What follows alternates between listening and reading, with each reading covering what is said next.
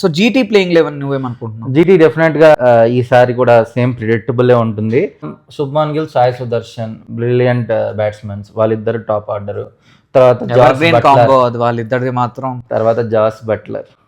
ఈ ముగ్గురిని దాటుకొని వెళ్తేనే ఎవరైనా విన్ అవుతారు. అక్కడ కప్పుల కాలు ముగ్గురే కాదు, నలుగురు. వాషింగ్టన్ సుందర్. డౌట్ ఉంది ఫారిన్ ప్లేయర్స్ లో, ఒకవేళ జేసన్ హోల్డర్ తీసుకుంటారా, గ్లెన్ ఫిలిప్స్ తీసుకుంటారా అని చూడాలి వీళ్ళు. ఒకవేళ గ్లెన్ ఫిలిప్స్ తీసుకున్నారంటే will come at 5th place, number 4 batsmen గా వస్తారు. లేదు నేను గ్లెన్ ఫిలిప్స్ వద్దు, నాకు జేసన్ హోల్డర్ కావాలి, ఒక ఆల్రౌండర్ కింద ఫ్లోటింగ్ కింద ఉంటాడంటే they will get Jason Holder. అంటే పైన షారుఖ్ ఖాన్, రాహుల్ తివాటియా, ఆ తర్వాత జేసన్ హోల్డర్ వస్తాడు.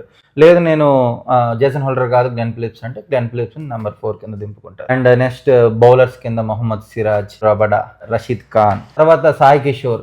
వట్టే ఫామ్ అసలు. లాస్ట్ ఇయర్ ఎవ్రీ మ్యాచ్ లో వికెట్ ఉంటుంది. ఇంకొక బౌలర్ కిందగా తీసుకుని వెళ్తే ఇషాంత్ శర్మనా లేకపోతే who will they will pick అనేది చూడాలి. ఫస్ట్ బ్యాటింగ్ వాళ్ళకి ఫ్రెండ్లీ పిచ్, చేజింగ్ వాళ్ళకి కొద్దిగా కష్టం. ఎవరు గెలుస్తారో ఒకటి మాట చెప్పు. జీటీ.